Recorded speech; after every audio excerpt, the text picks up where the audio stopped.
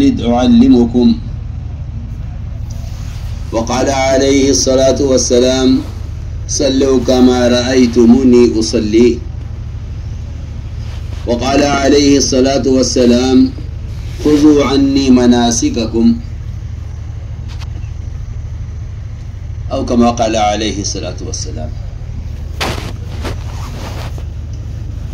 اصل حقیقت تو یہ ہے کہ میں تو آپ حضرات کی زیارت کے لیے آیا،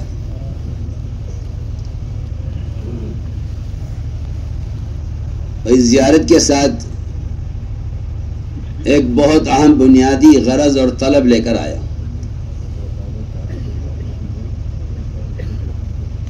وہ طلب اور غرض یہ ہے کہ علماء کی امت کو شدید ترین ضرورت ہے، لیکن عوام علماء کے درمیان ایک ایسی خلیج ہے جس کا اندمال ایک بڑا جہاد چاہتا ہے، اور اس خلیج کے دو سبب ہیں. ایک سبب یہ ہے پہلا کہ اخبار، رسائل، ذرائع ابلاغ انہوں نے خاصی خلیج پیدا کر دی ہے عوام علماء کے درمیان. اور دوسری بات یہ ہے جو بہت ہی زیادہ تشویشناک اور افسوسناک ہے، وہ یہ ہے کہ علماء کی جماعت وہ آپس میں ایک دوسرے کے اقوال، ایک دوسرے کے مذہب، ایک دوسرے کی بات کی تردید میں مشغول ہو گئے.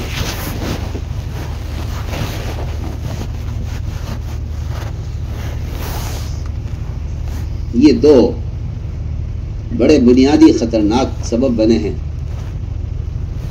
عوام علماء کے درمیان ایک فاصلہ کرنے کے لیے، ایک خلیج پیدا کرنے کے لیے.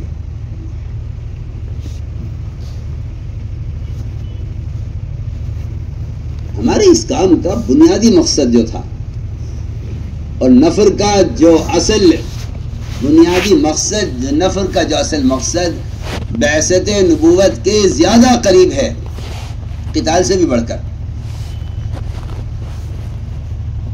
اس نقل و حرکت کا اور نبی کی بعثت کا اصل مقصد امت کو دین کی تعلیم دینا اور امت کو جہل سے نکالنا تھا.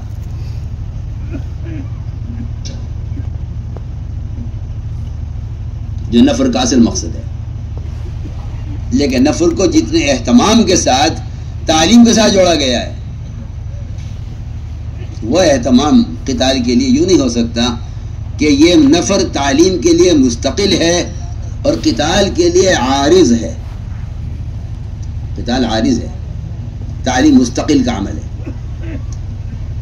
فرض عین ہے.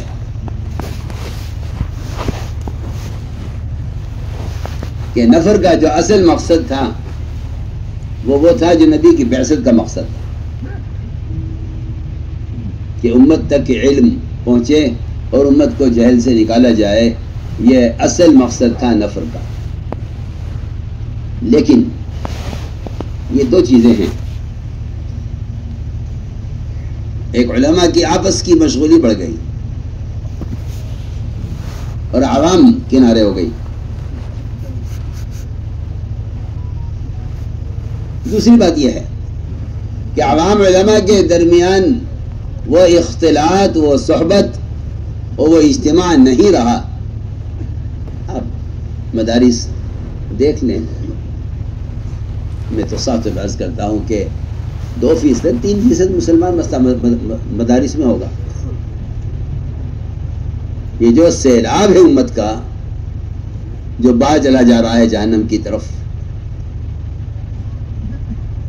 اس کی تعلیم کا، اس کی تربیت کا، اس کے توجیہ الی الحق کا یہ کیا سوچا ہے؟ اس کے لیے کیا سوچا ہے؟ اس لیے میں صاف طور پہ عرض کرتا ہوں کہ سہولت کے جتنے راستے ہیں اور نشر و اشاعت کے جتنے ذرائع ہیں، تعلیم کا فریضہ تو اللہ کی قسم اس سے ادا ہوتا نہیں ہے، اس سے تعلیم کا فریضہ ادا نہیں ہوتا۔ تعلیم سب سے پہلے صحبت کا تقاضا کرتی ہے،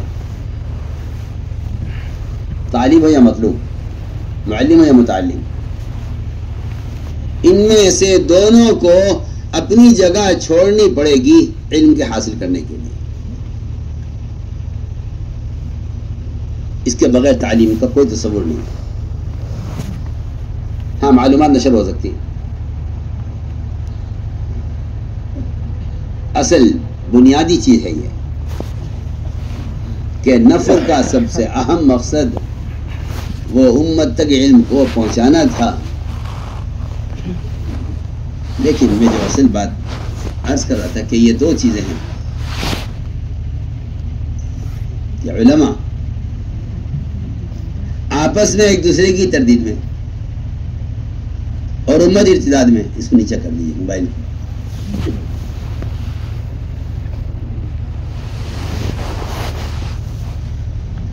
جی امت ارتداد میں اور ہم ایک دوسرے کی تردید میں۔ اس پر ایک واقعہ مجھے یاد آتا ہے،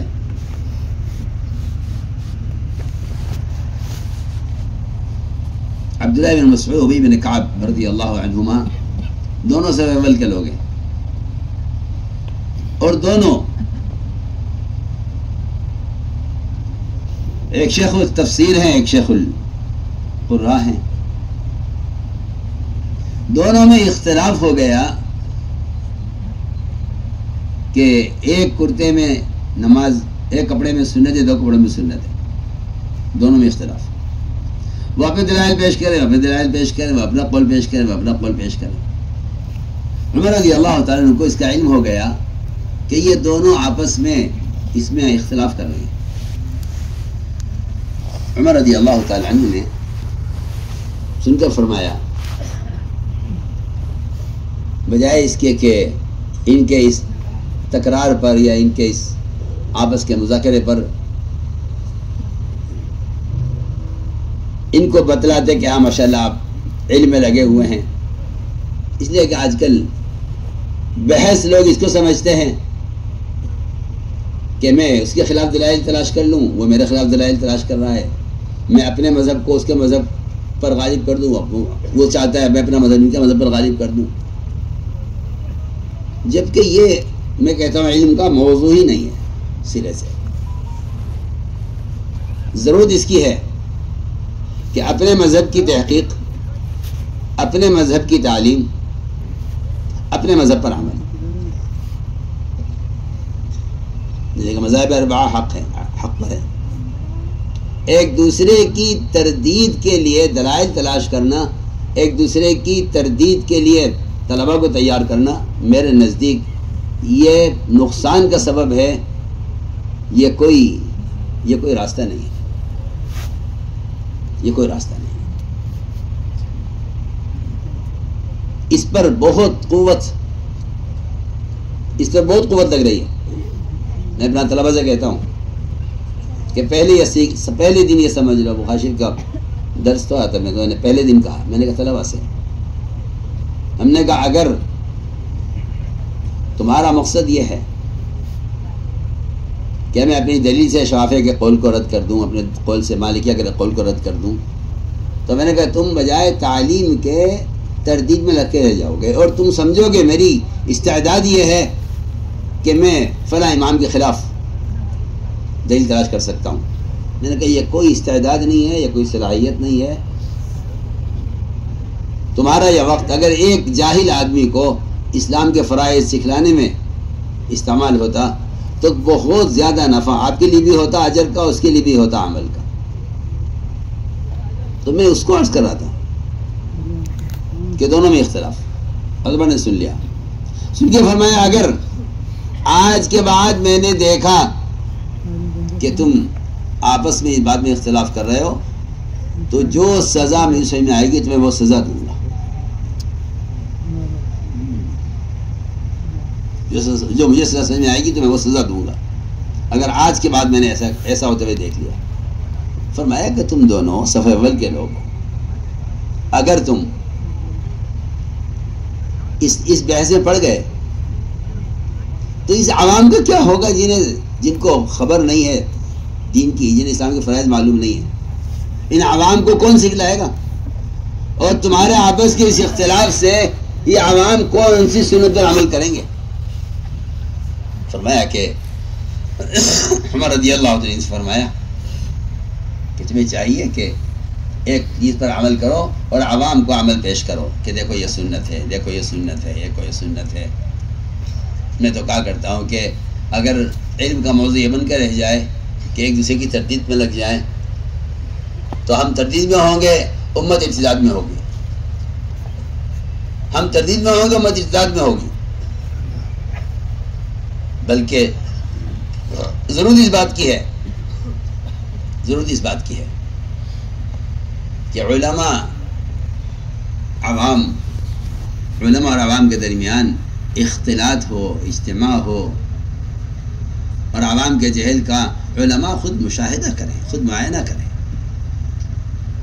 عوام کے جہل کا علماء خود مشاہدہ کریں اور خود معائنہ کریں۔ ضرورت اس چیز کی ہے کیونکہ حضور اکرم صلی اللہ علیہ وسلم وہ ابو ہریرہ سے لے کر ابو جہل تک سب کے لیے فکر میں ہیں کہ یہ میری بات سمجھ لیں اور یہ میرے دین کو قبول کر لیں۔ آپ صلی اللہ علیہ وسلم کے یہاں نئے سے نئے آنے والے کا یہ اہتمام تھا۔ آپ صلی اللہ علیہ وسلم منبر سے بیان فرما رہے، آپ منبر سے بیان فرما رہے اور صحابہ آپ کے پاس جمع ہیں۔ دروازے پر ایک شخص آ کر آواز لگاتا ہے سامنے سے، علی میں دین یا رسول اللہ، مجھے دین سکھلائیے۔ آپ صلی اللہ علیہ وسلم کا اس وقت کا یہ عمل مجھے اور آپ کو یہ بتلانے کے لیے تھا کہ جو لوگ طلب کے ساتھ بے شک علم حاصل کر رہے ہیں اور یہ اپنے فرائض سے واقف ہو چکے ہیں، یہ فرائض سے واقف ہو چکے ہیں، ان کو یہ زوائد اور فرائض سے آگے کی چیزیں یہ معلوم کر رہے ہیں۔ اس درمیان میں اگر کوئی نیا آدمی آ جائے جس کو نہ اسلام کے فرائض ہی معلوم نہیں ہے، تو آپ صلی اللہ علیہ وسلم نے بیان اس کے آنے پر خود اپنا بیان ختم کیا، منبر سے آپ اترے اور اس ایک فرد کو اسلام کے فرائض سکھلانے کے لیے آپ مسجد کے دروازے تک گئے، بجائے اس کو وہاں بلانے کے آپ اس کے پاس گئے اور کرسی لائی گئی جس کے پائے لوہے کہتے اس پر آپ بیٹھے اور بیٹھ کر آپ نے اس ایک فرد کو اسلام کے فرائض خود سکھلائے، نہ اس کو صحابہ کے حوالے کیا، نہ اس کو بعد میں آنے کے لیے کہا۔ کیوں؟ میں اس کی مثال دیا کرتا ہوں کہ کوئی ایک ڈاکٹر مریضوں کو دیکھ رہا ہو، اس درمیان اچانک کوئی ایمرجنسی کیس آ جائے، کسی ایکسیڈنٹ کا آ جائے، کسی ہارٹ فیل کا آ جائے، کسی کو ہارٹ اٹیک کا آ جائے، ڈاکٹر سارے کام چھوڑ کر فوراً دوڑتا ہے ان کی طرف، اور مریضوں کو کسی کو شکایت نہیں ہوتی کہ یہ ہمیں چھوڑ کر وہاں چلا گیا ہے، بلکہ مریض خود یہ کہتا ہے ڈاکٹر صاحب نہیں، اس کا مسئلہ مجھ سے زیادہ اہم ہے، اس کا مسئلہ مجھ سے زیادہ اہم ہے، آپ پہلے اس کو دیکھ لیں۔ میں سمجھتا ہوں کہ اس ایمرجنسی سے بھی زیادہ اہمیت اس وقت اس کی ہے کہ عوام میں بدعتیں، عوام میں جہادتیں، اور یہ کہ ہاں بات تو پہنچی گئی ہے عوام تک کسی نہ کسی ذریعے سے، تو میں تو ساتھ عرض کرتا ہوں کہ تعلیم کا جو اصل جو ہے شرط ہے بنیادی، وہ صحبت ہے، وہ اصل صحبت ہے۔ اصل بنیاد جو ہے تعلیم کا، اصل تربیت کا جو اصل سبب ہے وہ صحبت ہے۔ ایک صاحب نے عبداللہ بن عمر کو خط لکھا اور خط میں لکھا کہ مجھے کوئی علم کی بات لکھ کر بھیجیے، عبداللہ عمر رضی اللہ تعالیٰ نے جواب میں لکھا کہ علم کر بھیجنے کی چیز نہیں ہے، یہاں علم ماحول میں آؤ، یہاں آ کر علم حاصل کرو۔ تو مجھے عرض یہ کرنا تھا کہ اس نقل و حرکت کا، اس نفر کا سب سے بنیادی مقصد امت تک علم کو پہنچانا ہے، اس لیے کہ یہ بات حدیث میں بالکل واضح ہے اور بالکل صاف ہے کہ حضور اکرم صلی اللہ علیہ وسلم نے علماء سے 3 مرتبہ یہ فرمایا کہ یا تو عوام کو تم دین سکھلاؤ ورنہ دنیا میں تمہیں دنیا میں سزا دوں گا، تعجیل عقوبت کی دھمکی ہے 3 مرتبہ۔ ہر مرتبہ علماء نے کہا ابھی تو یہ غیری نہ کہ کیوں ہمیں ان کی وجہ سے ہمیں کیوں ہلاک کیا جائے گا جب وہ سیکھتے نہیں ہیں۔ آپ اپنی بات کو دہراتے رہے، آپ نے ایک مرتبہ ان کی بات کو قبول نہیں کیا کہ اگر عوام نہیں سیکھنا چاہتے تو آپ کی کوئی غلطی نہیں ہے، یہاں پر کوئی الزام نہیں ہے۔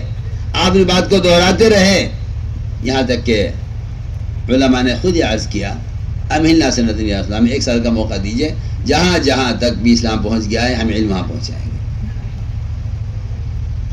تو ہم نے عرض کیا کہ علماء کا جو خروج ہے،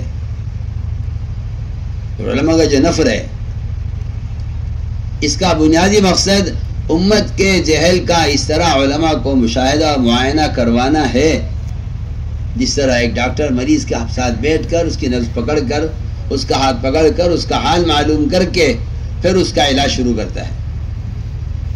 بعض ڈاکٹر تو ٹیسٹ کراتے ہیں کہ نہیں آپ کا علاج جب شروع کریں گے، جب رپورٹ پوری ہمارے پاس آ جائے گی اس سے پہلے کوئی دوا نہیں لکھیں گے۔ اتنی بنیادی چیز تھی ہے اختلاط اور صحبت،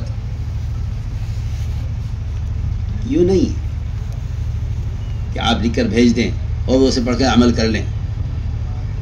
میں تو شروع میں حدیث پڑھی تھی صلو کما رأیتمونی اصلی، یہ حدیث اس بات کی پوری تعلیم دے رہی ہے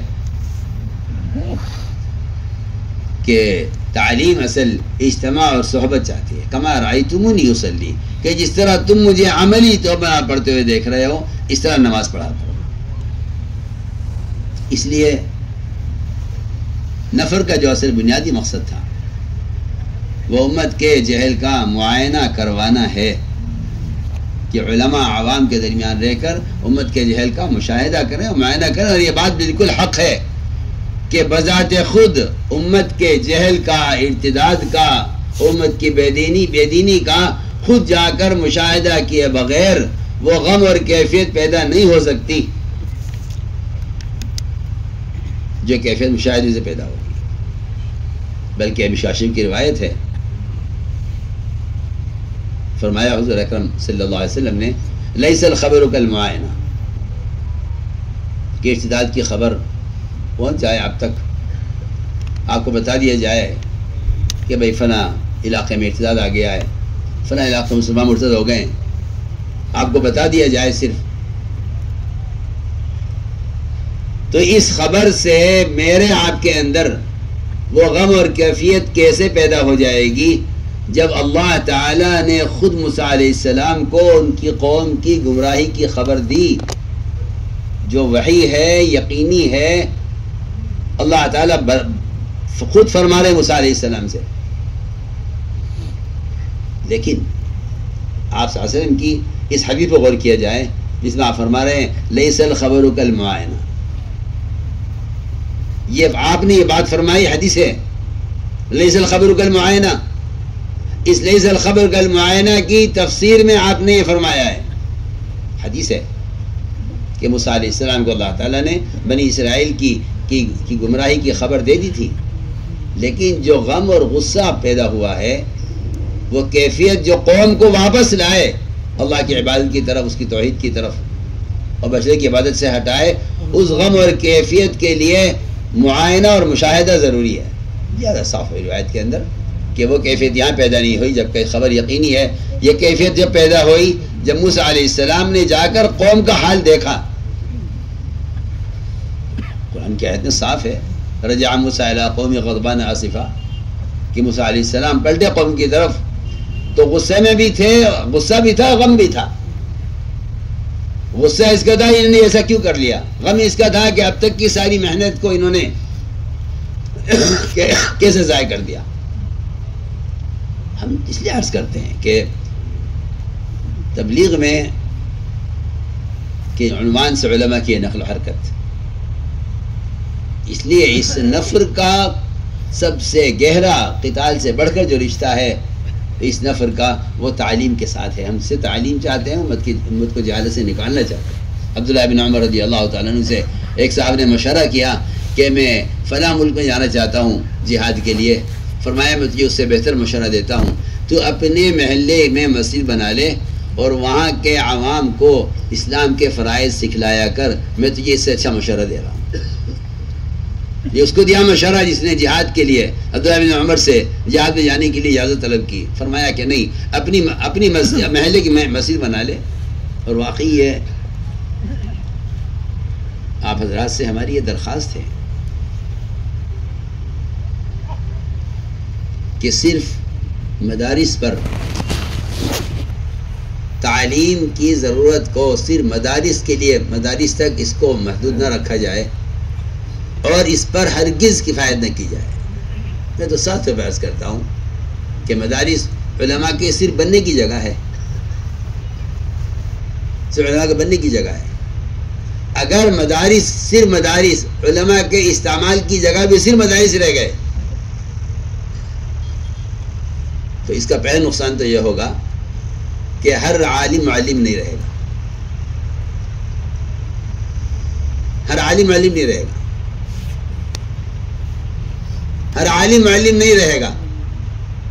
اور تعلیم کا جو دائرہ ہے وہ صرف ان طلبہ تک محدود رہ جائے گا جو طلبہ مدارس کے لیے وقت فارغ کر لیتے ہیں. ہم تو اس علماء کی نقل و حرکت سے تعلیم کے نظام میں توسع چاہتے ہیں، اتنا توسع چاہتے ہیں کہ یہ نقل و حرکت پوری امت کا احاطہ کر لے، پوری امت کا احاطہ کرے. ہمارے تبلیغ میں گشت ہے ہی تعلیم کے لیے. یہ تو بیچارے ناواقف لوگ ہیں جن کا خیال یہ ہے کہ تبلیغ میں جو گشت ہوتا ہے وہ ملاقاتوں کے لیے ہوتا ہے، دین کی بات پہنچانے کے لیے ہوتا ہے. میں کہتا ہوں بالکل غلط خیال ہے. تبلیغ میں گشت کا موضوع ہی یہ ہے کہ ایک جاہل کو اٹھا کر دکان سے اور اس کے ماحول سے اور اس کے جو ہے گندگی اور برائی کے ماحول سے اس کو اٹھا کر لاؤ مسجد میں، کسی عالم کے پالا کے اس کے حوالے کرو کہ وہ اس کو غسل کے فرائض سکھلائے. میں کہتا ہوں اگر گشت اس مقصد کے لیے تو کوئی گشت نہیں ہے. گشت کی اہمیت اسی فریضے کے لیے ہے، گشت کی اہمیت اسی فریضے کے لیے. یہ سال 2 سال 3 سال یہ تو صرف عوام سے ایک مناسبت پیدا ہو جائے اور عوام کے جہل کا اس طرح معائنہ و مشاہدہ ہو جائے جس طرح ایک ڈاکٹر مریض کا معائنہ کر لیتا ہے. پر علاج کی جگہ تو اصل مسجد ہے. اس لیے یہ جو اصل مقصد ہے ہمارے علماء سے، اصل چیز جو مطلوب ہے وہی ہے کہ اپنے اوقات کو اس کے لیے فارغ کریں کہ ہر مسجد مدرسہ بنے. مدارس نہ کو پر مدارس کا قیام تو ایسا لازمی فریضہ ہے جس کے بغیر اسلام کی اور علم کی حفاظت ممکن نہیں ہے. یہ تو سب سے پہلا تقاضا ہے اس کا. لیکن علماء جو متخرجین ہیں اگر یومیہ علماء مسجدوں کو وقت نہیں دیں گے، میں کہتا ہوں عوام کے جہل کا کوئی علاج نہیں. اور آپ یہ کہیں کہ لکھا ہوا ہے آپ کتاب لے کے پڑھ لیجئے، تو میں تو آپ کو برا نہ لگے، میں تو صاف طور پہ عرض کرتا ہوں کہ یہ کسی نبی کی تعلیم کا طریقہ نہیں، کسی صحابی کی تعلیم کا طریقہ نہیں ہے کہ آپ کتاب لے کے پڑھ لیجئے. کسی نبی کا کسی صحابی کا طریقہ تعلیم نہیں. بنیادی چیز صحبت ہے. کتاب معلم کے لیے ہو سکتی ہے، متعلم کے لیے کتاب نہیں ہے. عوام کے لیے کتاب نہیں ہے، کتاب معلم کے لیے.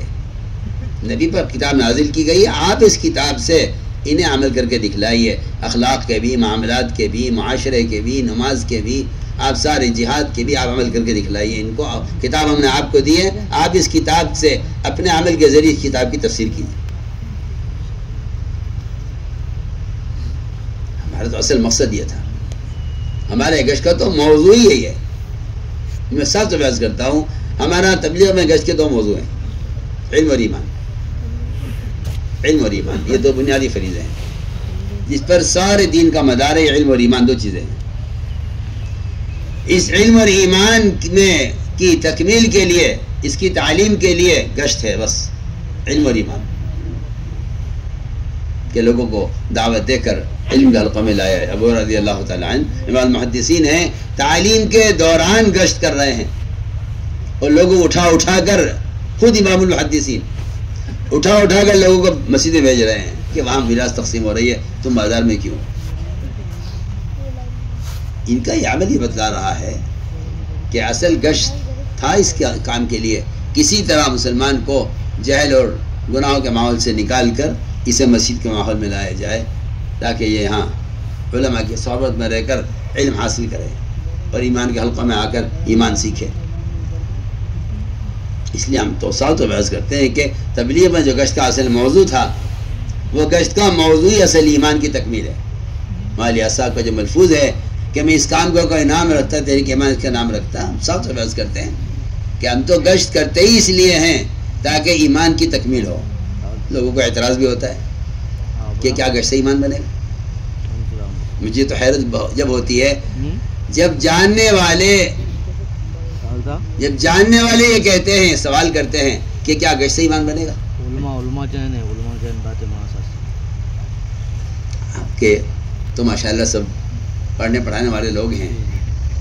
امام بخاری رحمۃ اللہ علیہ کا مذہب ہے کہ ایمان میں زیادتی ہوتی ہے۔ امام بخاری کا مذہب ہے، امام بخاری کا یہ مذہب ہے کہ ایمان میں زیادتی ہوتی ہے، اور ان کا مستدل یہ ہے کہ معاذ بن جبل رضی اللہ تعالیٰ عنہ وہ لوگوں سے بازاروں میں ملاقاتیں کر کے کہتے تھے اجلس بنا نؤمن ساعتن، آؤ بیٹھو ہمارے ساتھ میرے پر ایمان لائیں۔ امام بخاری کا مستدل یہ ہے، حالانکہ آپ جانتے ہیں کہ امام بخاری رحمۃ اللہ علیہ مستدل بہت چھان پھٹک کر لیتے ہیں، ایسا کوئی عام روایت لے کر اپنا دلیل بنا لیں، بلکہ امام بخاری رحمۃ اللہ علیہ اس چیز کو دلیل بناتے ہیں جس کو وہ اپنی جو ہے سند کے اعتبار سے قوی اور مضبوط سمجھتے ہیں، وہ ان کی دلیل ہوتی ہے، سب جانتے ہیں۔ امام بخاری کا مستدل ہے، مذہب یہ ہے کہ ایمان بڑھتا ہے، مستدل یہ ہے کہ معاذ بن جبل رضی اللہ تعالیٰ عنہ لوگوں سے کہتے تھے اجلس بنا نؤمن ساعۃ۔ دوسری بات میں نے عرض کی ہے کہ ہمارا گشت کا جو اصل موضوع تھا وہ صرف فضائل کی تعلیم تک، تبلیغ میں فضائل کی تعلیم کا صرف تصور رہ گیا ہے۔ میرے نزدیک صرف فضائل کی تعلیم ایک ناقص عمل ہے جب تک مسائل کی تعلیم نہ ہو۔ میں صاف تو بحث کر رہا ہوں سب سے۔ یہ بات کہاں سے چل پڑی کہ بھئی ہمارا تو فضائل کی تعلیم ہے صرف، میں تو مسائل کو نہیں چھیڑنے دیتا ہوں۔ میں تو صاف تو بحث کرتا ہوں کہ فضائل کی تعلیم تو ترغیب کے لیے ہے، مسائل کی تعلیم کے بغیر تو عمل ہوگا ہی نہیں، ناقابل قبول ہوگا، اور اس کو عمل ہی نہیں کہا جائے گا جس عمل کے مسائل معلوم نہ ہو۔ لوگ شوق میں جتنی بدعتیں اور جتنی خرافات ہوتی ہیں وہ سب شوق میں ہوتی ہیں کیونکہ علم نہیں ہے، سب شوق میں ہوتی ہے کیونکہ علم نہیں ہے۔ تو میرے نزدیک صرف تبلیغ میں فضائل کا تصور ہو کر رہ گیا ہے، اس پر ایک عرصہ گزرا ہے، اس پر کہ نہیں تبلیغ میں مسائل نہیں ہے، یہاں تک کہ اس کا نتیجہ یہ نکلا۔ میں تو صاف طور پر آپ سے کہتا ہوں، آپ اس کو شکوہ سمجھیں یا کہ ایک ایسا نظام بن گیا کہ علماء مدارس ایک طرف، تبلیغ جماعت ایک طرف، صاف بات ہے کہ یہ جماعت والے ہیں۔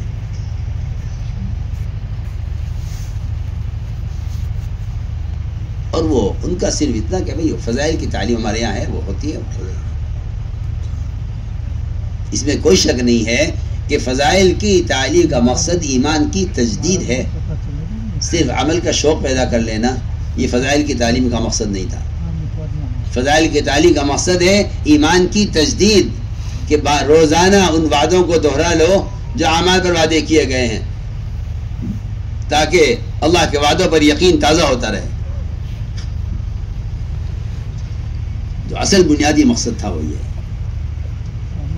کہ امت جہل سے نکلے اور امت کا عوام علماء کے درمیان ایک اجتماع ہو، اور اس اجتماع کی شکل میں صاف سے بحث کرتا ہوں کہ اگر آپ اس کو مدارس تک محدود رکھتے ہیں تو پھر اس مدرسے کی چار دیواری میں، اس انتظام میں کتنے طلبہ آ جائیں گے، کتنے طلبہ آ جائیں گے۔ عوام کے دنیاوی مشاغل وہ اس کو ان بات سے روکتے ہیں کہ بھائی ہم تو 4 سال 6 سال 8 سال ہم تو نہیں فارغ کر سکتے. اللہ تعالیٰ غریق رحمت کرے. مولانا ہردوئی رحمۃ اللہ علیہ کو محی السنہ ان کی جو ایک چاہت تھی نا مسجد میں 1 منٹ کا مدرسہ، 1 منٹ کا مدرسہ، چاہے 1 منٹ میں یہ ایک فریضہ اسے معلوم ہو جائے غسل کا، اسے ایک فریضہ معلوم ہو جائے کلمہ لا الہ الا اللہ کے الفاظ کا، وہ ان کی یہ چاہت تھی. اور ہمارے صاحب کی چاہت بھی یہی تھی کہ امت سے جہل ختم ہو، عام سے عام مسلمان اپنے دینی فرائض سے، بنیادی فرائض سے ایک عام سے عام مسلمان پوری طرح واقف رہے. میں صاحب سے بحث کرتا ہوں کہ یہ تقاضا مدارس سے یہ تقاضا پورا ہونے والا نہیں ہے جب تک علماء ان مسجدوں کو محلے کے کلینک کی طرح آباد نہ کر لیں. ایک آدمی کے سر میں درد ہوگا، ایک آدمی کو بخار ہوگا، وہ کسی اسپتال میں تھوڑی جائے گا دکھانے کے لیے. سنی بات ہے، سر کا درد ہے، بخار ہے، بچے گر گیا، چوٹ لگ گئی، صبح سے لے کے شام تک ایسے سینکڑوں حوادث ہوتے ہیں جس میں محلے کے کلینک بھرا رہتا ہے مریضوں سے. اس لیے میں کہا کرتا ہوں کہ مدارس تو یہ ڈاکٹروں کے بننے کی جگہ کی طرح ہیں، لیکن یہ مساجد یہ ان کے کلینک کی طرح ہیں کہ اگر یہاں وقت، اور یہ بات بالکل یقینی ہے کہ جتنے ڈاکٹر فارغ ہوتے ہیں پڑھ کر ان سے عہد لیا جاتا ہے اس بات کا کہ اگر رات کو 2 بجے بھی مریض کے آ جائے اور ضرور آپ کو ضرورت پڑ جائے تو آپ کو اٹھ کے آنا پڑے گا. اس کے لیے آپ اس کا عہد کیجئے تو آپ کو ڈاکٹر کا سرٹیفکیٹ ملے گا. میں حیران ہوں، میں اس بات سے حیران ہوں کہ اللہ نے بعض لوگوں کو اللہ نے علم دیا ہے، لیکن ان کو ان کے معاشی حالات نے اور ان کو ان کے گھریلو تقاضوں نے بالکل ایسا تجارت میں ان کو جھونک دیا ہے کہ وہ انہیں یہ معلوم نہیں کہ میں تو اس کی مثال دے رہا ہوں نا. مجھے آج تک کوئی ڈاکٹر خدا کی قسم ایسا نہیں ملا جس نے مجھ سے یہ کہا ہو یا پوچھا ہو کہ میں ڈاکٹری پڑھ کے فارغ ہو گیا میں کیا کروں. آج تک نہیں ہوا. آپ ان کالج میں پڑھنے والوں کو دیکھیے، جو کالج میں پڑھتے ہیں یہ شام کو گھروں میں جا کر اپنے سے نیچے والوں کو پڑھاتے ہیں اور گھروں سے یہ ٹیوشن لیتے ہیں اور گھروں سے تنخواہ لیتے ہیں. یہ سب مشغول لیتے ہیں، صبح کالج میں پڑھتے ہیں، شام کو آ کے گھروں میں بچوں کو ہے اپنے سے نیچے والوں کو پڑھاتے ہیں. میں تو ساتھ بحث کرتا ہوں کہ اگر ہر عالم معلم بن جائے تو امت سے جہل اس طرح ختم ہو جائے. اگر ہر مسلمان ہر مالدار زکوٰۃ دینے والا بن جائے امت میں سے فقر ختم ہو جائے. لیکن اصل حادثہ یہ ہے کہ ہر عالم معلم نہیں ہے، ہر عالم معلم نہیں ہے. ہر عالم معلم ہو جائے تو امت سے جہل ختم ہو جائے. اسی لیے حضرت علی رضی اللہ فرمایا کرتے تھے کہ شرافت کا، انسانیت کا تقاضا ہے. اگر کسی میں کوئی شرافت انسانیت ہے تو وہ اپنے مقام پر رہتے ہوئے 3 کام ضرور کرے گا.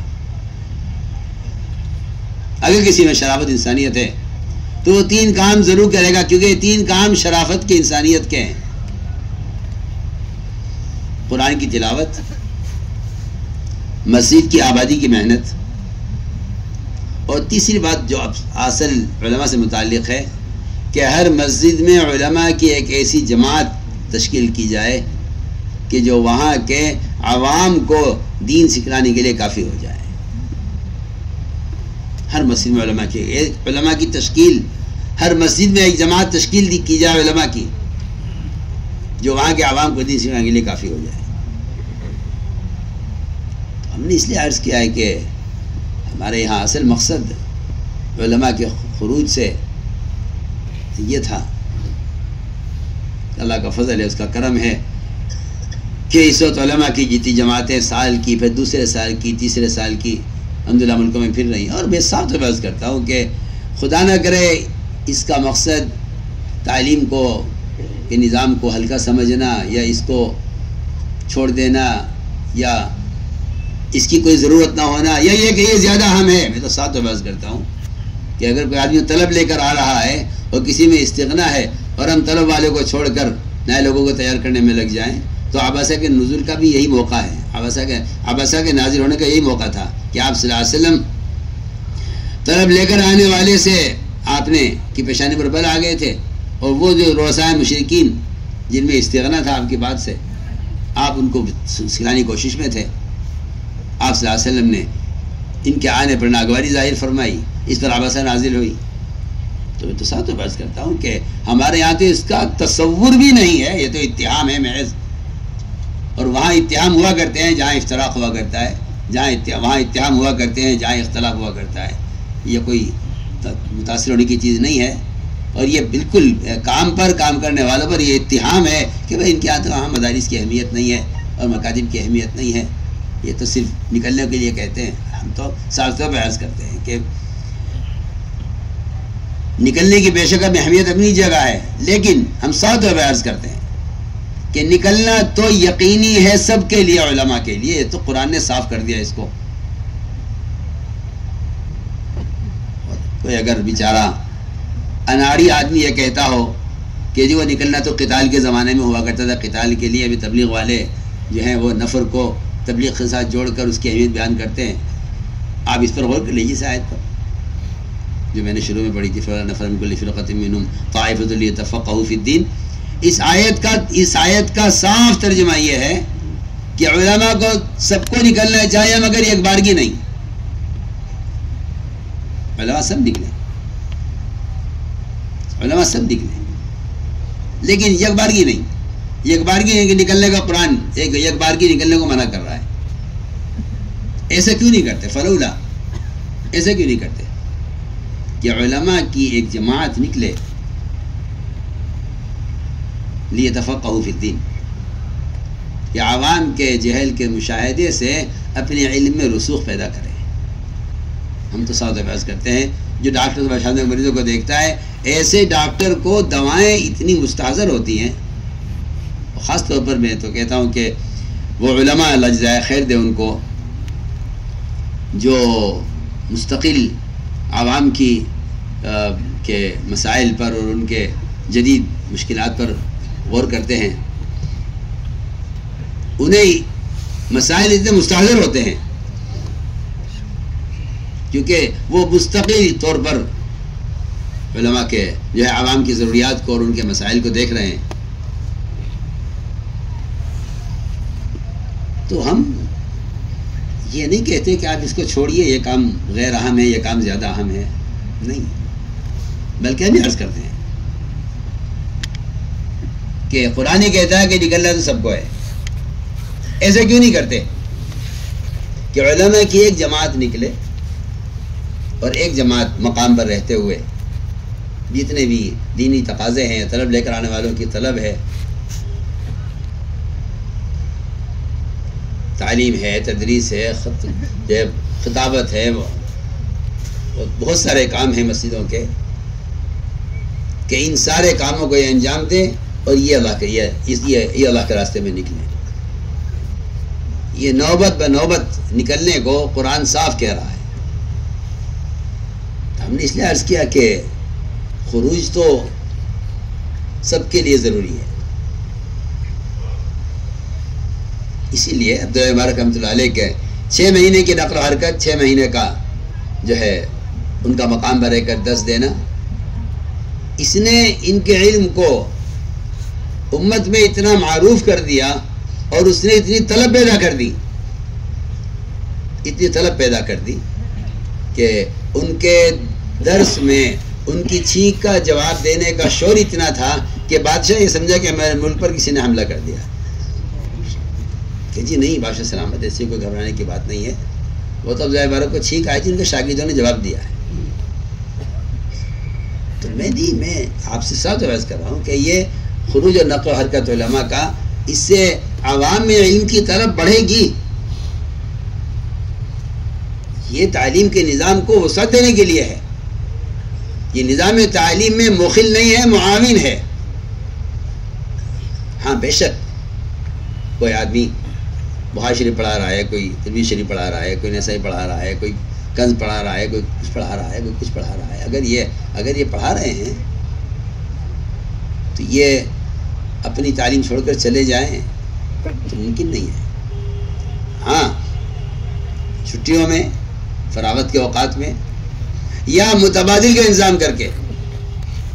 متبادل کا انتظام یہ ایک سنت طریقہ ہے. سنت طریقہ ہے متبادل کا انتظام، کہ ایک سنت طریقہ ہے کہ اس کام کو کون کرے گا. جب بلال رضی اللہ نکلنا چاہا تو میں نے پوچھوایا بلال تم جا رہے ہو لیکن اذان کون دے گا؟ مجھے پہلے مؤذن لا کر دو تمہارے جیسا معتمد اور معتمن، وہ لاؤ میرے پاس. ایسا مؤذن لاؤ جسے آپ صلی اللہ علیہ وسلم کے زمانے میں اذان دی ہوئی ہو. دیکھیے آپ اس مؤذن کو حضرت بلال سے تلاش کروایا، اور جب آگے کہا جی سعد قرض وہ اذان دیں گے میری جگہ، پھر آپ تم جا سکتے ہیں. آپ اندازہ کریں جہاں ایک مؤذن کی جو ہر آدمی کر سکتا ہے آسانی سے، ایک مؤذن کے لیے جب اہتمام ہو رہا ہے متبادل کا، تو پھر ایک مفتی کے لیے اور ایک محدث کے لیے اور ایک فقیہ کے لیے اور ایک معلم کے لیے بتائیے اس کا انتظام کتنا اہم ہوگا. متبادل کا انتظام کرنا کتنا اہم ہوگا. یہ بھی نہیں کہا کہ بھائی تم مت جاؤ، تم اذان دیتے ہو تم مت جاؤ، میں کہ نہیں متبادل لاؤ اور جاؤ. تو دین کے شعبے چھڑوانا مقصود نہیں ہے. اللہ کا فضل ہے، ہم تو صاف بحث کرتے ہیں کہ جو جماعتیں ہماری ملکوں میں جاتی ہیں سال کے لیے، میں خود پوچھتا ہوں ان سے، اور ہمارے ساتھیوں کو میں نے تاکید کی ہوئی ہے کہ ان سے معلوم کرو کہ انہوں نے اس پورے سال کے خروج میں باہر کے ملکوں میں کہاں کہاں مدارس کے قائم کرنے کی کوشش کی ہے، اور کہاں کہاں انہوں نے وہاں کے علماء کو متوجہ کر کے اور وہاں کے اہل ثروت کو اور وہاں کے باحثیت لوگوں کو متوجہ کر کے وہاں مدارس کے قائم کرنے کی فکر کی ہے. جس طرح علماء عوام کی نقل و حرکت سے مسجدوں کا آباد کرنا مقصود ہے، اللہ کی قسم علماء کی نقل و حرکت سے ہم سارے عالم کے ممالک میں وہاں اسی طرح مدارس کا نظام قائم کرنا چاہتے ہیں. یہ ہمارا بنیادی مقصد ہے. یہ ہمارا بنیادی مقصد ہے. میں پوچھتا ہوں کہ تم نے کتنے علاقوں میں تم نے وہاں کے عوام کو، وہاں کے خواص کو، وہاں کے علماء کو متوجہ کیا ہے کہ بھئی آپ ہمارے ہوتے ہوئے یہاں کوئی ایک بنیاد ڈالنے مدرسے کی. ہم تو روزانہ ہمارے پاس بہنوں سے باتیں آتی ہیں، ہم کہتے ہیں تم اپنے بچوں کو بھیجو ان ملکوں میں، وہ وہاں سے علم حاصل کر کے آگے تمہارا مدارس قائم کریں. ہمارے تو خروج کا مقصد ہے مدارس کا قائم کرنا. تو ہم تو کہتے ہیں کہ علم کو امت تک پہنچانے کی نقل و حرکت ہے. باقی میں رہ گیا کہ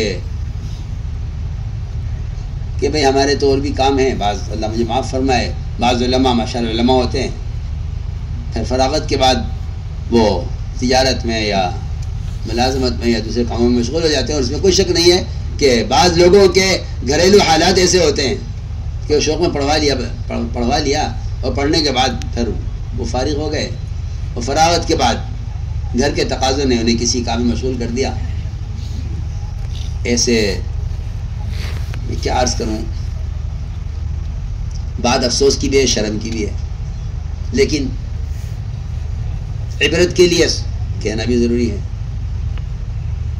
میں ایک ملک کے ایئرپورٹ پر تھا، سفر میں، جہاز دوسری فلائٹ میں تاخیر کافی تھی. میں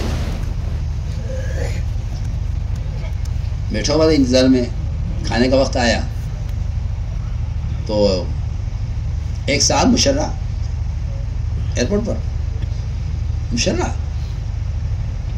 لیکن انگریزی لباس، وہ کھانا بھی لے کر آئے، میز بھی انہوں نے صاف کی. میں اس کی شکل دیکھتا رہا، میں نے کہا مجھے اس کی پیشانی سے مجھے اندازہ ہے کہ یہ عالم ہے، اس لیے کہ نور چمکتا ہے اور ہر ایک کو نظر آ جاتا. تو بربادی کیا تھی. مجھ گناہگار کو محسوس ہوا کہ آدمی عالم معلوم ہوتا ہے. میں نے بالکل بلا جھجک اس سے پوچھا نہیں کہ آپ عالم ہیں. میں نے کہا کہاں سے فراغت ہے.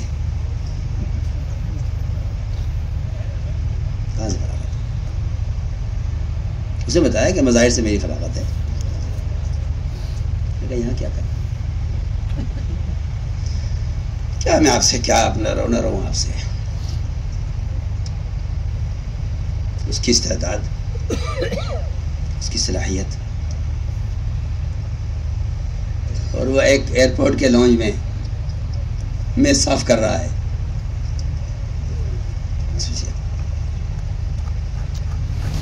جبکہ علم سے بڑھ کر اللہ کے غیر سے مستغنی کرنے والا کوئی سبب نہیں ہے دنیا میں.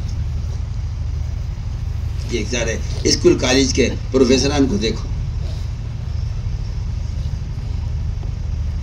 ان کی ساری ضروریات، ان کے سارے تقاضے، ان کی ساری خواہشات حکومت پورا کرتی ہے کہ ہماری تعلیم دے رہے ہیں. موسیٰ کے بیان کا میں آپ کو ٹکڑا سناتا ہوں، بالکل اسی طرح سے لکھا ہوا ہے اس کے بیان میں. فرماتے تھے رزاق کے علم کو امت تک پہنچانے میں مسلمان کو پلے کا یقین نہیں ہے، لیکن حکومت کا جہل پڑھا کر ان پروفیسران کو پلنے کا یقین ہے. یہ حضرت کا بیان کا جملہ میں اسی طرح نقل کر رہا ہوں، اس طرح نے بیان کیا ہے. یعنی کہ اس کو اس کی حالت یہاں پہنچا دی. تو میں نے عرض کیا کہ یہ ایک فرد نظر آ گیا، کسی کو نظر آ گیا، ایسے سینکڑوں ہزاروں لوگ ہیں. ہمیں جو اصرار ہے کہ تعلیم کے دوران خروج ہو جایا کرے طلبا کا، وہ خدا کی قسم صرف اس لیے ہے تاکہ فراغت کے بعد یہ ان کا اور عوام کا رشتہ ٹوٹ نہ جائے. ان کا عوام کا رشتہ ٹوٹ نہ جائے. تجارت ہے، ملازمت ہے، چیزیں ہیں، وہ ان کے عوام کے رشتہ کو. میں روانگی کر کے مسافہ کر رہا تھا، مجھے سامنے ایک صاحب آئے، مسافہ کیا، انہوں نے عربی میں انہوں نے بات شروع کر دی. میں سمجھا پتہ نہیں عرب ہے یا کون ہے. پھر وہ بیٹھے میرے پاس، تو دیکھنے میں تو عرب نہیں معلوم ہو رہے تھے، لیکن بات عربی میں کر رہے تھے. خیریت، آپ عربی میں بات کیوں کر رہے تھے؟ بہرحال شوق میں کر گیا. وہ بہت اچھی صلاحیت کا آدمی.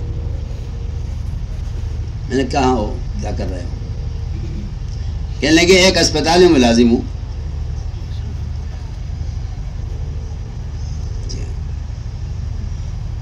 اور کہتا ہے کہ 15 گھنٹے کی ڈیوٹی ہے.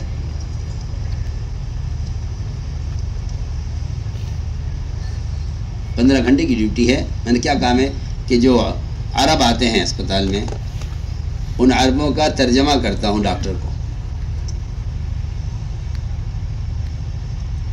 میں نے کہا جسم کا امراض لے کے جو آ رہے ہیں تو نے سارا وقت ان کو دے دیا. وہ جو روحانی امراض کے عوام تیرے محلے میں ہیں، ان کے لیے تیرے پاس کتنا وقت ہے؟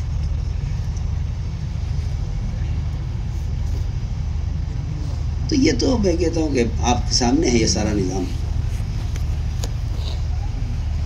ہمیں تو علماء کا وقت چاہیے عوام کے لیے. میں کہتا ہوں تبلیغ کے لیے آپ یہ مت سمجھیے کہ کوئی تنظیم ہے جس کے لیے تبلیغ والے ہم سے وقت مانگتے ہیں. کیا اس کے یہ تو سوچ ہی غلط ہے. بالکل یہ تو سوچ ہی بالکل غلط ہے. تو عوام کی تعلیم کے لیے آپ کا وقت درکار ہے، تبلیغی جماعت کو کیا وقت درکار ہے؟ یہ سمجھنا کہ میں کسی تحریک سے وابستہ ہونے جا رہا ہوں یا کوئی الگ کام ہے. اس لیے میرے نزدیک بہت سب کا سب سے اہم تقاضا یہ ہے کہ علماء اپنے اوقات فارغ کریں. اللہ تعالیٰ غریق رحمت کرے مولانا ابوالحسن ندوی رحمۃ اللہ علیہ کو. وہ ایک علماء کو ایک ایسا سبق دے گئے ہیں اور ایسی عمیق نصیحت کر گئے ہیں کہ میں سمجھتا ہوں کہ اس فتنوں کے دور میں اگر حضرت مولانا علی میاں رحمۃ اللہ علیہ کے اس بات پر عمل نہ کیا گیا تو امت باطل کے انقلاب سے کسی طرح سے بچ نہیں سکے گی. وہی فرما گئے کہ میرے نزدیک مدارس کے اور ختم بخاری کے محلے محلے ختم بخاری کا ختم ہو اور محلے محلے میں مدارس قائم ہو. اس سے زیادہ شدید ضرورت اس کی ہے کہ ہر مسجد کو مدرسہ بنایا جائے، مکتب بنایا جائے اور مکتب کا اور مکاتب کا جال بچھا دیا جائے. مکاتب کا جال بچھا دیا جائے. میں تو یقینی قسم کھا کر کہہ سکتا ہوں کہ جس مسجد کا جو مسجد علماء کے حلقوں سے خالی ہے اور عوام اور علماء کا جس مسجد میں اختلاط نہیں ہے، اس مسجد کے اطراف میں جہل اور بدعتیں اور خرافات جتنی بھی ہوں کم ہیں. اس کے علاوہ کوئی راستہ نہیں ہے. اللہ کا فضل ہے، اب تو اللہ نے کرم فرمایا کہ علماء بھی اور مدرسے کے طلبہ بھی، اس لیے کہ اللہ کا کرم ہے، اس کا فضل ہے کہ مرکزیت کسی کی ذات کے ساتھ نہیں ہوتی. مرکزیت میں اللہ تعالیٰ نے یہ ایک خاصیت رکھی ہے کہ جو بات مرکز سے کہی جائے گی اس کی استعدادی پیدا ہو جائے گی، وہ بات عمل میں بھی آ جائے گی، اگرچہ لوگ اس کی مخالفت کریں. مخالفت اس اعتبار سے کہ بھئی یہ زمانے کی چیز، زمانے میں چلنے والی چیز نہیں ہے، لہٰذا اس کو چھوڑ دیا جائے. ہم نے عرض کیا کہ مدارس کے طلبہ یہ عصر کے بعد کھیلنے کے لیے نکلتے ہیں. نے کہا ٹھیک ہے، ہوا خوری کے لیے نکلنا ہے، لیکن تم یہ نیت کر لو طلبہ کہ ہم اپنے مدرسے سے اس مسجد تک جائیں گے اور وہاں اس مسجد میں عصر سے لے کر مغرب تک عوام کو وہاں جمع کر کے انہیں غسل کے فرائض، وضو کا طریقہ، نماز کا رکوع سجدے کا طریقہ ان کو سکھلائیں گے. اللہ کا فضل ہے، جب یہ بات چلی تو ابتدا میں تو بہت ساتھیوں کو عجیب سے لگی. میں نے کہا تم غور کرو نا، تمہارے محلے میں تمہارے پڑوسی کو سورہ فاتحہ کے خبر نہیں، سورہ فاتحہ کسے کہتے ہیں، اسے کلمہ یاد نہیں ہے، اور یہاں تعمیر بالجہر پر گھنٹوں بحث ہو رہی ہے. تعمیر بالجہر پر گھنٹوں بحث ہو رہی ہے، تعمیر بالجہر پر. وہ اس کے رد کر رہا، وہ سے رد کر رہا، وہ سے رد کر رہا، وہ سے رد کر رہا. میں تو شروع بات یہاں سے عرض کی تھی کہ علماء کا بہت سا وقت اس میں ضائع ہو رہا ہے، بہت وقت ضائع ہو رہا ہے. وہی پوچھتا ہے یہ جواب دو، وہی پوچھتا ہے وہی جواب دو، یہ پوچھتا ہے یہ جواب دو. حالانکہ آپ صلی اللہ علیہ وسلم کی ایک حدیث ہے اور وہ بڑی کام کی حدیث ہے میرے آپ کے سب کے لیے. آپ نے فرمایا دعونی ما ترکتکم، یہ دعونی ما ترکتکم یہ ایک قیامت تک کے لیے ایک اصول ہے علماء کے لیے کہ اس حدیث کا تقاضا یہ ہے کہ علماء کو چاہیے کہ عوام کے محمل سوالات کی طرف توجہ نہ دیں، عوام کے محمل سوال کی طرف توجہ نہ دیں. دعونی ما ترکتکم کیا مطلب ہے اس کا مطلب یہ ہے کہ جو کام کرنے کے لیے آپ سے کہا گیا ہے آپ اس کے بارے میں سوال کیجیے. چنانچہ آپ دیکھیے بہت ساری احادیث ہیں، بہت تنگ ہے، بہت ساری روایتیں ہیں ایسی جس میں آپ صلی اللہ علیہ وسلم نے سائل کی طرف التفات نہیں کیا جبکہ ایک آدمی سوال کر رہا ہے. حج کا حکم آیا، حج کی فرضیت کا، تو ایک صاحب نے کہا رسول اللہ ہر سال حج فرض ہر سال کرنا ہوگا. آپ نے اس سے رخ پھیر لیا. اسے دوبارہ سوال کیا، آپ نے پھر اعراض کیا. اسے تیسرا سوال کیا، آپ نے پھر اعراض کیا.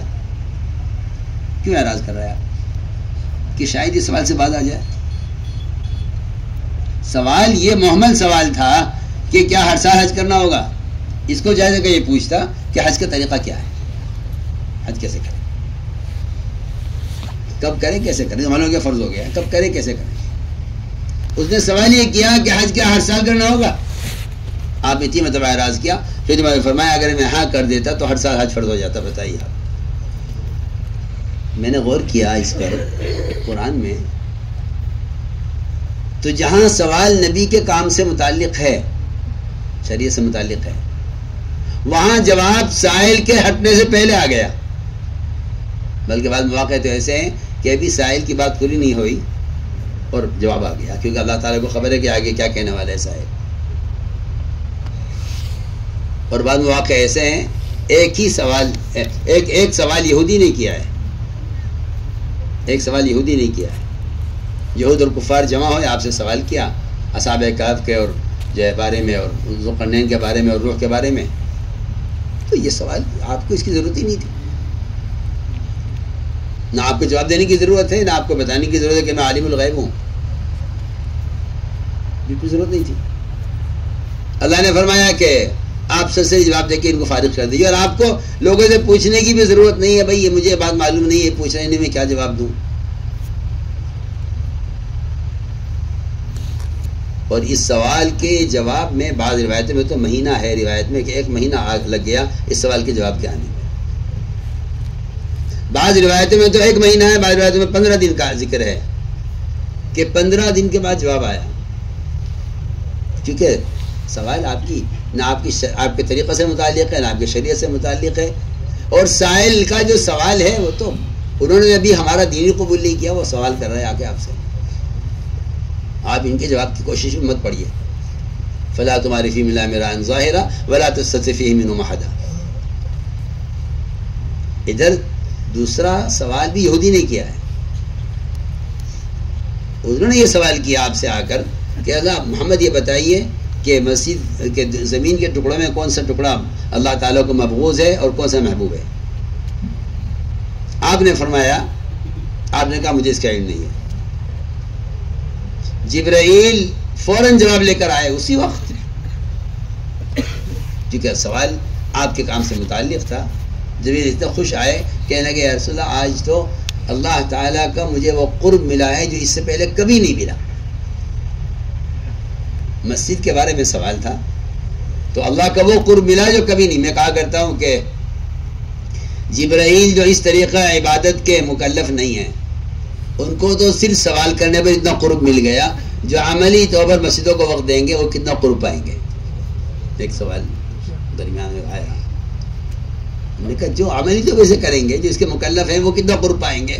جب جبرائیل جو اس طریقے عمل کے مکلف نہیں ہے، انہیں صرف سوال کرنے پر اتنا قرب مل گیا. جبرائیل کہتے ہیں روایت میں کہ اس سے پہلے میں اتنا قریب کبھی گیا ہی نہیں اللہ کے جتنا قریب اس دن گیا ہوں جب آپ سے سوال کیا گیا کہ کون سا زمین کا حصہ مبغوض ہے، اللہ کون سا محبوب ہے. تو آپ نے یہودی کو فوراً جواب دیا کہ اللہ تعالیٰ کو بازاروں سے نفرت ہے، مال سے محبت ہے. مشہور روایت ہے. تو میں نے عرض کیا کہ یہ ایک المیہ ہے اس زمانے کا کہ منکرات مختلف ہی ہو گئے ہیں. وہ کہتا ہے جائز ہے، وہ کہتا ہے ناجائز ہے، وہ کہتا ہے حلال ہے، وہ کہتا ہے حرام ہے. منکرات مختلف ہی ہو گئے. میں کیا بتاؤں آپ کو، جب معروفات مختلف ہی تھے تو وہ رحمت تھی، کیونکہ معروفات کے مختلف ہی ہونے میں ساری سنت پر عمل ہو رہا تھا. شفاف یوں کہتے ہیں، حنابلہ یوں کہتے ہیں، مالکہ یوں کہتے ہیں. ٹھیک ہے، سب کے پاس دلیل ہے، سب کے پاس سنت ہے، ان کے پاس بھی سنت ہے، ان کے پاس بھی سنت ہے. تردید کس کی کریں؟ سنیے سنیے. اوپر والوں کا حال یہ تھا پہلوں کا کہ وہ ایک دوسرے کے احترام میں ان کے طریقے پر عمل کر لیا کرتے تھے. امام ابو حنیفہ رحمۃ اللہ علیہ کی قبر کی زیارت کی امام شافعی رحمۃ اللہ علیہ نے، اور وہاں فجر کی نماز پڑھی، اور فجر کی نماز میں نہ بسم اللہ میں جہر کیا نہ قنوت میں جہر کیا. امام ابو حنیفہ کے طریقے پر عمل کیا امام شافعی رحمۃ اللہ علیہ نے. نماز کے بعد ان کے اتباع کرنے والوں نے اعتراض کیا کہ جی آپ نے کیا کیا؟ یہ کہنے لگے اس قبر والے کی شرم میں، اللہ سنیے تو صحیح، اس قبر والے کی شرم میں نے ان کے طریقے پر عمل کیا ہے، اپنے طریقے پر عمل نہیں کیا. جو اس زمانے میں اللہ اکبر اپنے بڑوں کے مذہب کا اتنا احترام کرتے تھے، آج آپ بتائیے، آج عجیب و غریب حال ہے. وہ اس کی تکفیر، وہ اس کی تکفیر، وہ اس کی تردید، وہ اس کی تردید.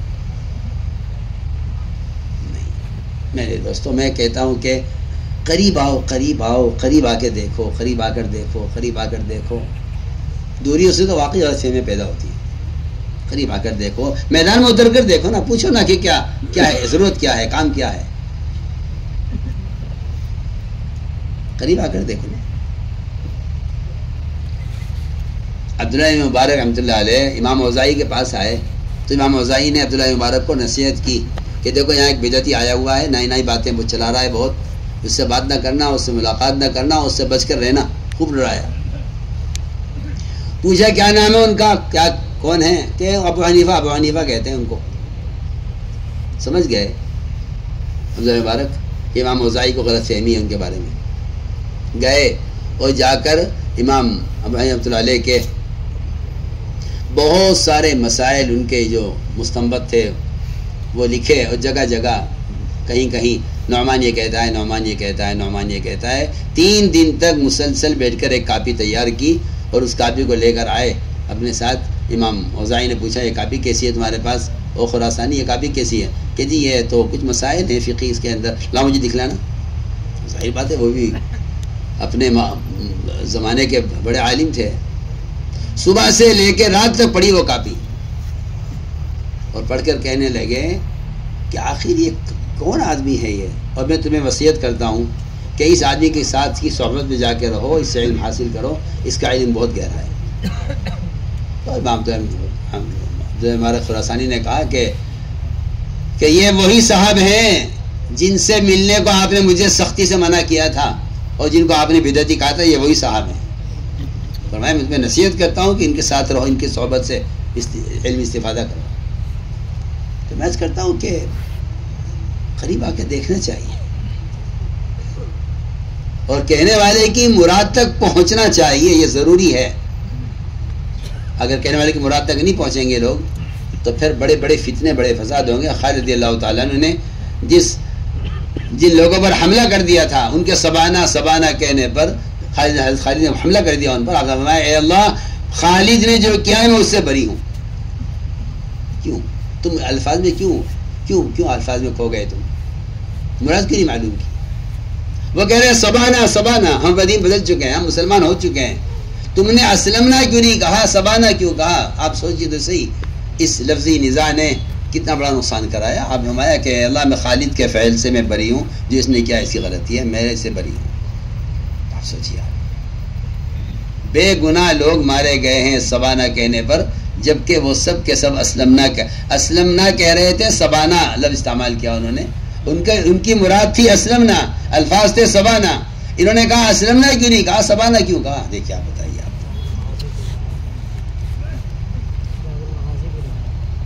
یا ایھا الذین آمنوا لا تقولوا راعنا، یہ سارے واقعات ہیں اور یہ آیات ہیں اس بات کو سمجھنے کے لیے کہ کہنے والے کی مراد کا پہنچو، قریب آؤ، بیٹھو، دیکھو کیا ہے، کیا مقاصد ہیں، کیا چاہا جا رہا ہے. ایسا تھوڑا ہی ہے آدمی دور رہ کر اڑتی اڑاتی باتوں پر یہ فیصلہ کر کے اور کوئی نظام قائم کر لے، اختلاف کرے. اس لیے ہم عرض کرتے ہیں کہ صحبت ضروری ہے. میرا آپ سے اصرار اسی کا ہے بار بار کہ صحبت ضروری ہے. اگر صحبت نہیں ہے تو آدمی ایسے فتنے میں پڑ جائے گا، اللہ حفاظت فرمائے. میں اس کی مثال دیا کرتا ہوں. 2 آدمی چوٹی کے،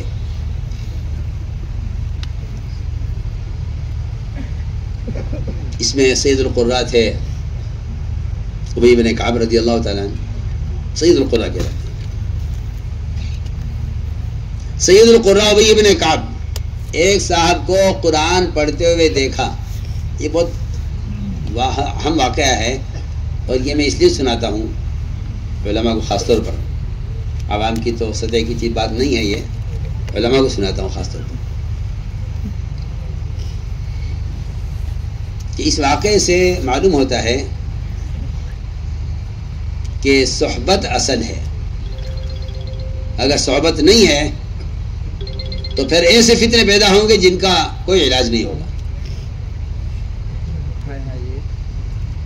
چنانچہ سید القراء ہیں، آپ صلی اللہ علیہ وسلم نے فرمایا کہ ابی اقرأکم ابی. مزید ان کا درجہ یہ بھی ہے کہ اللہ نے آپ کو حکم دیا کہ ابی کو قرآن، ابی سے قرآن سنو، ابی کو قرآن سناؤ. آپ نے ان کو بلایا، میں اللہ نے مجھے حکم دیا ہے. ابی ابن کعب نے کہا کہ اللہ نے میرا نام لیا ہے. کہ ہاں اللہ نے تمہارا نام لیا ہے. اس میں وہ رونے بھی لگے. میں تو ان کا درجہ بتا رہا ہوں کہ کیا کس درجے کا آدمی ہے. لیکن ایک صاحب کو قرآن پڑھتے ہوئے دیکھ کے ابی ابن کعب کہ تم غلط پڑھ رہے ہو. ظاہر بات ہے کہ جب سید القراء کسی کو غلط کہہ رہا ہے تو وہ کیسے صحیح ہو سکتا ہے کہ تم غلط پڑھ رہے ہو. ایک اور آدمی آیا، اس نے قرآن پڑھا، کہا تم بھی غلط پڑھ رہے ہو. دونوں کو کہا دونوں غلط پڑھ رہے ہو. ان دونوں کا نہیں، ہم صحیح پڑھ رہے ہیں. دونوں کو لے گئے آپ صلی اللہ علیہ وسلم کی خدمت میں، اور جا کر ابی بن کعب نے کہا آپ صلی اللہ علیہ وسلم سے کہ یہ بھی قرآن غلط پڑھ رہا ہے، یہ بھی قرآن غلط پڑھ رہا ہے. آپ روایت عجیب ہے، یہ بہت غور کرنے کی روایت ہے. آپ نے فرمایا کہ ایک سے کہا ان میں سے سناؤ قرآن. اس نے قرآن پڑھا آپ کے سامنے. آپ کے تحسین فرمایا بہت اچھا پڑھ رہے ہو، ٹھیک پڑھ رہے ہو، اور تم پڑھو. دوسرے نے پڑھا میں تم بھی اچھا پڑھ رہے ہو. سید القراء کہہ رہے غلط پڑھ رہے ہیں، آپ صلی اللہ علیہ وسلم کہہ رہے ٹھیک پڑھ رہے ہیں. ابی بن کعب فرماتے ہیں میرے دل میں فتنہ پیدا ہوا آپ صلی اللہ علیہ وسلم کی تکذیب کا. آپ سنیے، بہت خطرناک قصہ ہے. اور ایسی تکذیب، روایت میں الفاظ ہیں کہ ایسی تکذیب کروں آپ کی، میرے دل میں فتنہ ہوا، ایسی تکذیب جیسی زمانے جاہلیت بھی نہیں کی تھی. یہ الفاظ ہیں ان کے. آپ کو چھٹلا دوں کہ نعوذ باللہ نعوذ باللہ نعوذ باللہ آپ غلط کہتے ہیں، صحیح وہ ہے جو ابی بن کعب جانتا ہے. آپ سمجھ گئے کہ ابی کے دل میں فتنہ پیدا ہو گیا. عجیب قصہ ہے. یہ قصہ میں صرف صحبت کی اہمیت بتانے کے لیے سنا رہا ہوں آپ سب کو. جی ہاں، یہ جو ایک اس زمانے میں رواج چلا ہے موبائلوں کا اور نشر و اشاعت کا، میں تو اس کی کھل کر مخالفت کرتا ہوں. صاف بات ہے، اس نے علم کا وقار ختم کر دیا، علم کا نور ختم کر دیا. اب مسئلہ جائز ناجائز کا ہے ہی نہیں، مسئلہ تو تقوی کا اور صحبت کا ہے.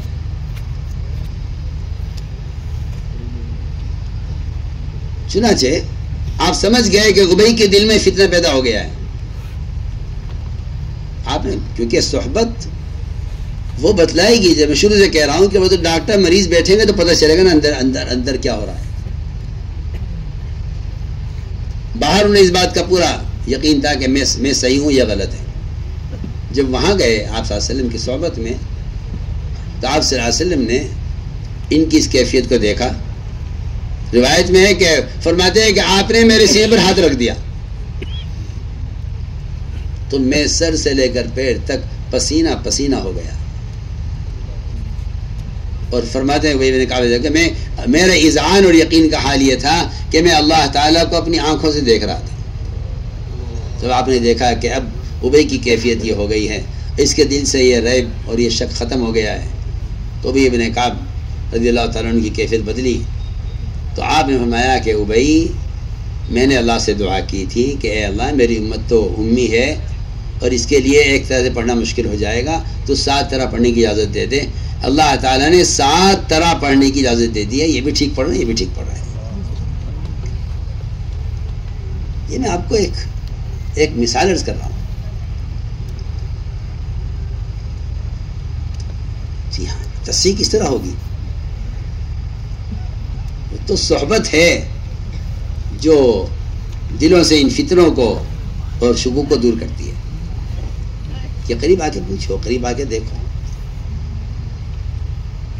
اس لیے ہم نے عرض کیا ہے کہ اصل کیا اصل مقصد یہ تھا کہ علماء کی یہ صلاحیتیں عوام تک پہنچے. اس لیے حضور اکرم صلی اللہ علیہ وسلم نے اپنے علم کی مثال بادل سے دے کر نقل و حرکت کو تو ایسا ثابت کر دیا کہ علماء انبیاء کے وارث ہیں، اور یہ اس وراثت کا تقاضا یہ ہے کہ اس کو امت تک اسی طرح پہنچایا جائے جس طرح محمد صلی اللہ علیہ وسلم اللہ سے علم لے کر امت تک پہنچایا ہے. جس نے آپ صلی اللہ علیہ وسلم مستفتی خود تیار کر رہے ہیں. مجھ سے پوچھتے کہ میں ٹہنی کیوں ہلا رہا ہوں. مستفتی کو متوجہ کر رہے ہیں. خذوا عنی مناسککم، حج میں اعلان کر رہے ہیں. مجھ سے پوچھو. صحابی آگے حدیث کو نقل کرنے کے لیے درخت کی ٹہنی کو اسی طرح ہلا رہے ہیں. ایک یعنی مستفتی تیار کرنا کہ آپ مجھ سے پوچھئے. حسنین رضی اللہ عنہما سفر میں تھے. ایک بہت بوڑھا آدمی، بہت بوڑھا، اس کو دیکھا کہ اس نے نہر فرات سے اس نے وضو کیا اور بہت برا وضو کیا، بہت برا وضو کیا، اور پھر اسے نماز پڑھی تو بہت بری نماز پڑھی. یہ دونوں دیکھ رہے تھے. حسین رضی اللہ عنہ انہوں نے کہا ان بڑے میاں کی عمر ختم ہو رہی ہے، وضو بھی ان کا ٹھیک نہیں ہے، نماز بھی ٹھیک نہیں ہے. ان کی نماز اگر ہم یہ کہ آپ کی غلط ہے تو ہم سے عمر بڑے ہیں، یہ کیسے کہیں ان سے ہم سے عمر بڑے ہیں اور ٹھیک کرانا ضروری ہے، تو کیا کریں؟ دونوں بیٹھ کے مشورہ کیا کہ ہم بڑے میاں سے یہ کہیں گے چل کر کہ آپ تو ماشاءاللہ بوڑھے ہیں، آپ نے تو اللہ کے نبی کو بہت دیکھا ہوگا اور آپ نے تو بہت صحبت اٹھائی آپ صلی اللہ علیہ وسلم کی، ہم چاہتے ہیں کہ آپ ہماری نماز ٹھیک کرا دیں اور ہمارا وضو آپ ٹھیک کرا دیں، اور اس کی شکل یہ ہو سکتی ہے کہ ہم آپ کو وضو کر کے دکھلاتے ہیں تو جو جو ہماری غلطی ہو آپ ٹھیک کر دینا. کیا ان لوگوں نے ان بڑی میاں کی نماز اور وضو کو درست کرانے کے لیے نہ ان کو کوئی کتابچہ دے دیا، نہ ان کو کوئی طریقہ دے دیا، بلکہ یہ کہا کہ ہم دونوں وضو کرتے ہیں، آپ دیکھ لیجئے. بڑے میاں ان کی وضو دیکھتے جاتے تھے اور اپنی غلطیاں یاد کرتے جاتے تھے. تو میں نے عرض کیا کہ اصل مقصد میرے دوستو یہ ہے کہ علماء تو بادلوں کی طرح ہیں، عوام میں زمین کی طرح جمود بھی ہے اور زمین کی طرح عوام خوش پڑی ہوئی ہے. ان کو علماء کی ضرورت ہے. ہم ملکوں میں جہاں بھی گئے ہر ملک نے ہم سے رو رو کر ہاتھ جوڑ جوڑ کر کہا خدا کے لیے ہمیں علماء کی. ہماری تو سال کی علماء کی جماعتوں کے کیونکہ ایک نظام طے ہے ہمیشہ سے کہ تیسرا سال مغربی ممالک کے لیے ہوتا ہے، دوسرا سال یورپ کے لیے ہوتا ہے، پہلا سال اپنے ملک کے لیے ہوتا ہے. لیکن اب بہت سے وہ ممالک ہیں جو کہتے ہیں کہ دیکھیے سال کی جماعت علماء کی فلاں ملک میں گئی، فلاں ملک میں گئی، ہمارے یہاں نہیں آئی ہے.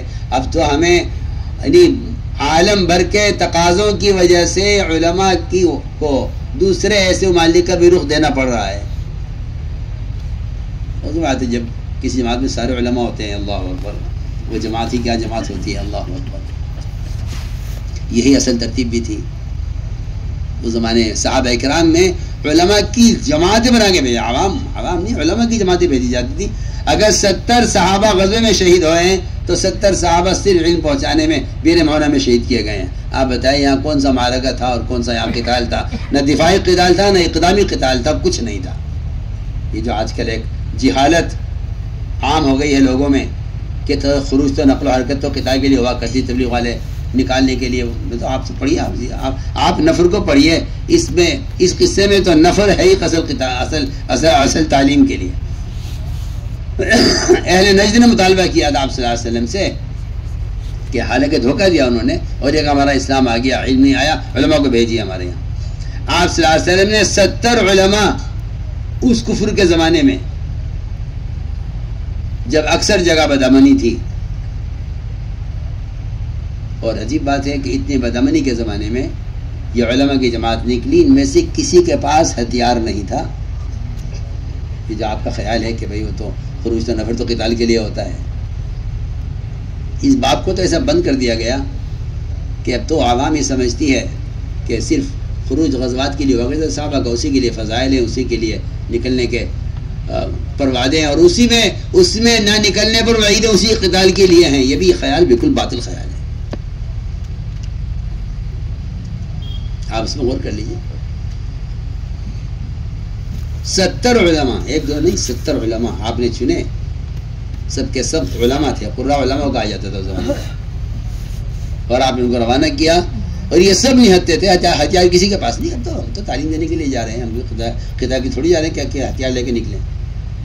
ان سب کو شہید کیا گیا پہلے سے لے کے آخر تک. اللہ ہمارے نبی کو خبر کر دیجیے گا ہمارے ساتھ یہ ہوا ہے.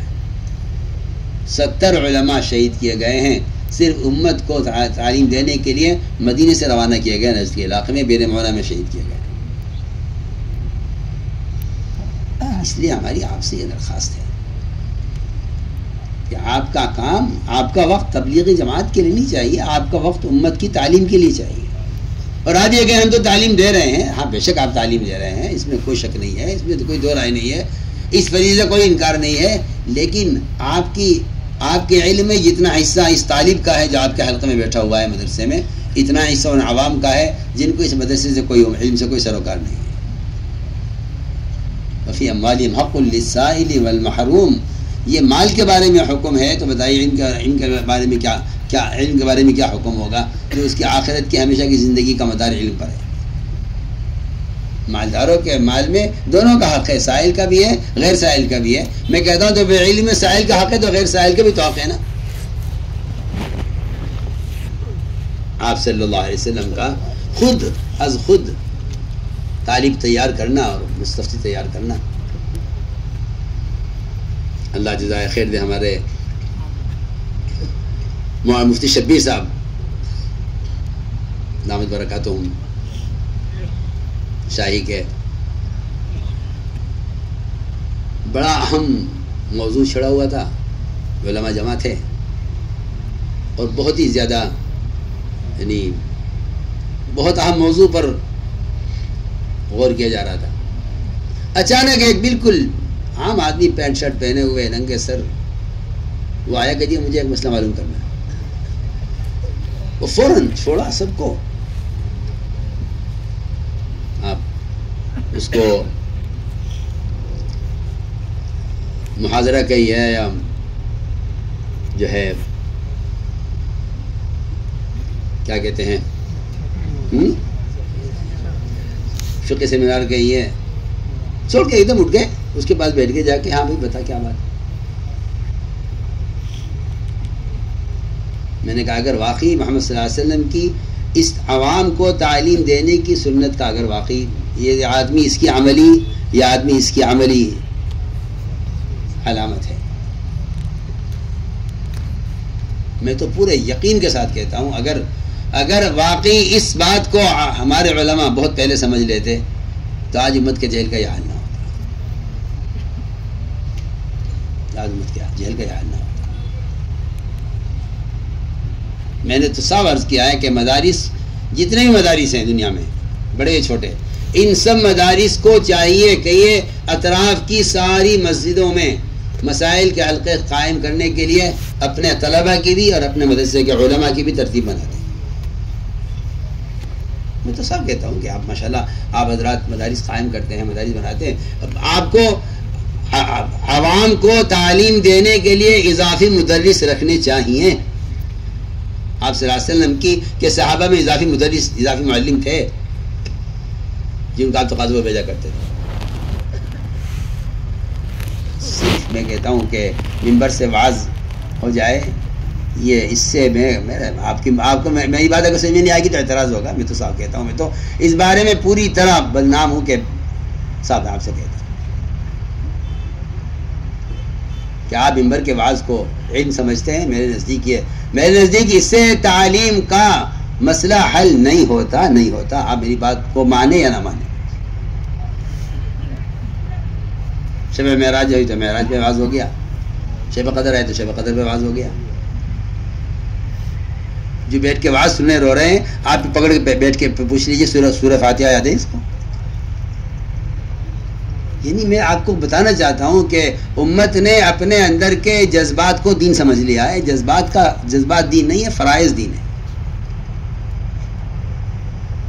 میں کیسے میں تو خود اعتراف کرتا ہوں کہ میں اپنے دل کی بات میں سمجھا نہیں پاتا. میں تو خود اس کا معترف ہوں. میرا اشارہ آپ سمجھ کر اس کو سلیقے سے کہہ لیں، سلیقے سے کر لیں تو آپ کو مجھ پہ احسان ہوگا. آپ مجھ پہ احسان ہوگا.